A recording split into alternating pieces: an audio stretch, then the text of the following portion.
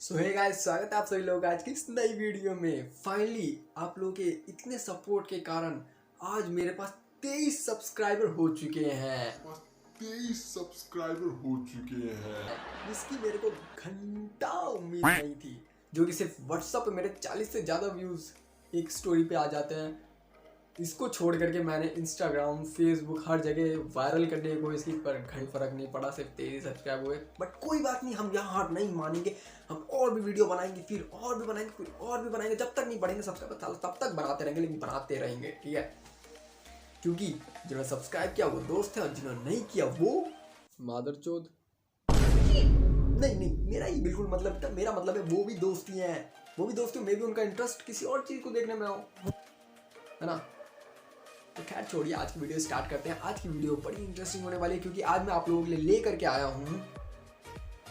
क्या आपने कभी सोचा है कि पुराने समय में जो राजा महाराजा होते थे, वो लोग बड़े बड़े कैसल्स में रहते थे, जो काफ़ी ऊंची ऊंची होती थी, जिसके चारों तरफ गांव होता था। बट क्या आपने कभी सोचा है कि उस कैसल में रहने वाले बड़े बड़े राजा महाराजा, इतने सुंदर सुंदर प्रिंस और प्रिंसेस होती थी, वो लोग हगने के लिए कहाँ जाती थी?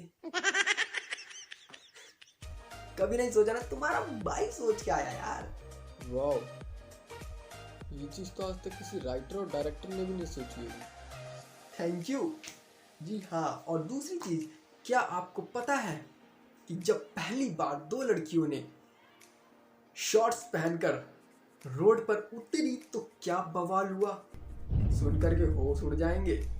और तीसरी चीज, क्या आपको पता है कि दुनिया का जो सेंटर केंद्र है पूरी गैलेक्सी का, वो हमारे अर्थ पर ही है? नहीं पता ना? आज पता चल जाएगा। तो चलिए वीडियो को सब्सक्राइब करते हैं। नए हो तो फिर भी सब्सक्राइब करना, पुराने हो तो लाइक करना और वीडियो पूरी देखना। क्योंकि मेरा नाम है दीपक कुमार और ये है मेरा भाई रवि, और आप लोग देख रहे हैं वर्ल्ड्स चूतिया पे। तो चलिए शुरू करते हैं।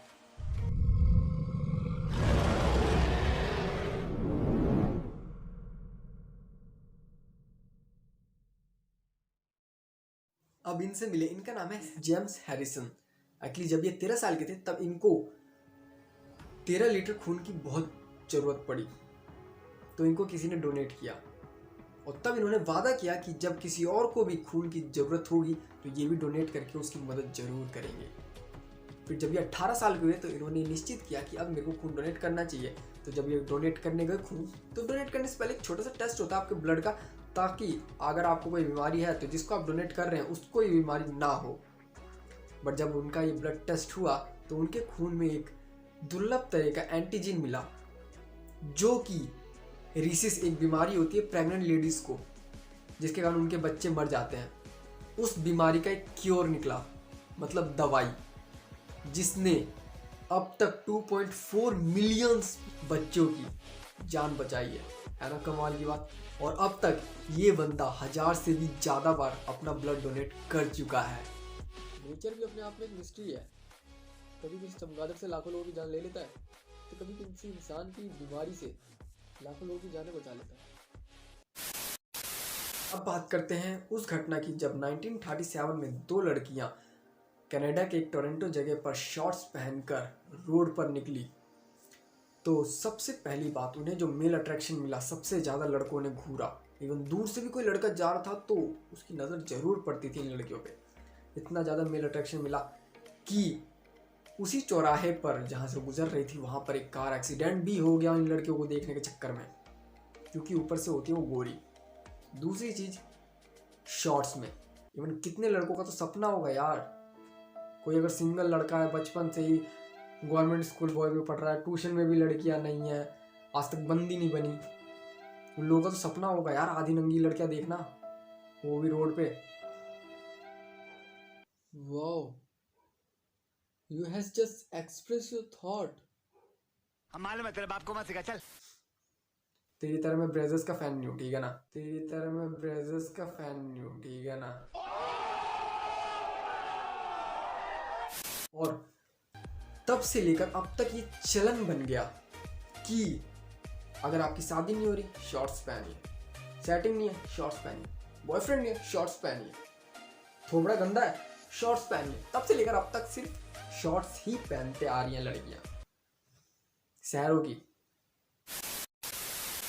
क्या आपको पता है आज से 15,000 सालों पहले जब इंसान आदिवासी थे और गुफाओं में रहते थे, करीबन आइस एज के समय में, उस वक्त इंग्लैंड की कुछ गुफाओं में इंसानों की खोपड़ी मिली है जो कि लिक्विड चीज़ें पानी वानी पीने के लिए आदिवासी इस्तेमाल करते थे, जैसे आज के समय में हम लोग गिलास का इस्तेमाल करते हैं।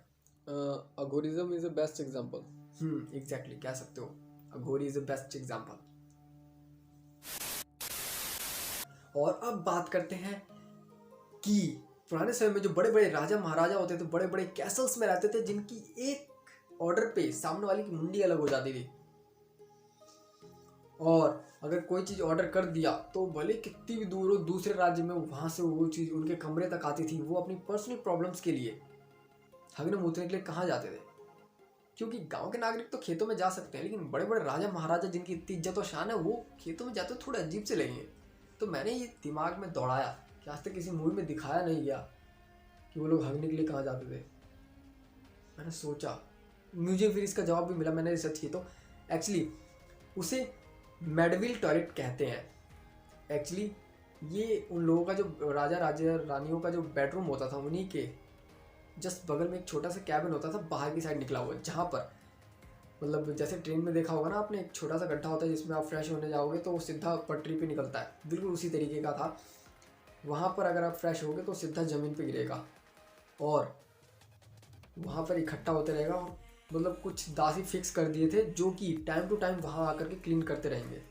वैसे अक्सर तो कैसल्स के पीछे एक नदी या झरना होता था, बट अगर नहीं होता था तो कुछ दासियाँ फिक्स करते थे जो कि उसे क्लीन करते रहते थे टाइम टू टाइम, ताकि अगर ज़्यादा बदबू आई तो राजा रानियों के कमरे तक भी आ सकती है। और वहाँ के जो दासियाँ थे उनका टॉयलेट किस तरीके का होता था? एक्चुअली वहाँ पर जो दासियाँ थे उन लोगों का एक अलग से टॉयलेट होता था, जहाँ पे मतलब घोड़े वोड़े रखते हैं ना, उधर ही की साइड एक छोटा सा कैबिन होता था जहाँ पे 40 से 50 लोग आराम से एक साथ बैठ करके फ्रेश हो सकते हैं। वहाँ पर होते थे और वहाँ पे तो पानी का जुगाड़ ऑलरेडी होता था क्योंकि वो नीचे होता था, तो दासियाँ खुद से कर लेते थे। वहाँ पर पानी का जुगाड़ भी होता था और 30-40 लोग आराम से हो जाते थे। तो मॉर्निंग के टाइम सारे वहाँ पे जाते थे, फ्रेश हो जाते थे और फिर आकर के अपना राजमहल में जहाँ कोने पे खड़ा किया जाता था वहाँ खड़े हो जाते थे। और अब बात करते हैं सेंटर ऑफ यूनिवर्स की, जो कि हमारे पृथ्वी पर ही अवेलेबल है। एक मिनट, इट्स नॉट पॉसिबल, क्योंकि कॉस्मो थ्योरी के हिसाब से तो स्पेस का कोई एंड है ही नहीं। तो तू ये कैसे कह सकता है कि यूनिवर्स का जो सेंटर है वो हमारे पृथ्वी पे अवेलेबल है? आप ये भी कह सकते हो कि हमारे स्पेस का जो अंत है, यूनिवर्स का कोई अंत है नहीं, तो हम लोग ये नहीं बता सकते कि सेंटर जो है यूनिवर्स का हमारा पृथ्वी ही है। बट ऐसा बोला जाता है उस जगह को centre of universe. Actually United state में एक जगह है जिसे ओक्लाहोमा के नाम से जाना जाता है, वहाँ पर सेंटर ऑफ यूनिवर्स अवेलेबल है। एक्चुअली उस जगह का नाम है सेंटर ऑफ यूनिवर्स बिकॉज वहाँ पर कुछ सर्कल बने हुए हैं 15 छोटे छोटे ईंटों के, और उस सर्कल के एकदम बीचों बीच अगर आप खड़े होकर के चिल्लाओगे आपको ही सिर्फ आपकी आवाज़ सुनाई देगी, बट वो भी गूंजते हुए कि आप जैसे गूंज रहे हो। जबकि मिस्ट्री ये है कि वो एकदम खुला मैदान है, जबकि आवाज़ गूंजने की आपको तब आएगी जब आप किसी शांत खाली कमरे में हो या किसी ऑडिटोरियम या हॉल में अकेले हो, है ना। और ये मिस्ट्री अब तक कोई भी सॉल्व नहीं कर पाया है, और ऐसा होना भी चाहिए। कुछ क्वेश्चन के अगर सॉल्यूशन मिल गए तो वो सॉल्यूशन आने के बाद मिस्ट्री नहीं रहती। क्या बोले जा रहा हूँ यार छोड़िए। आई होप आपको ये वीडियो पसंद आई हो तो लाइक, शेयर और सब्सक्राइब कर देना। फिर मिलते हैं अगली वीडियो में जल्दी। आज के लिए बाय।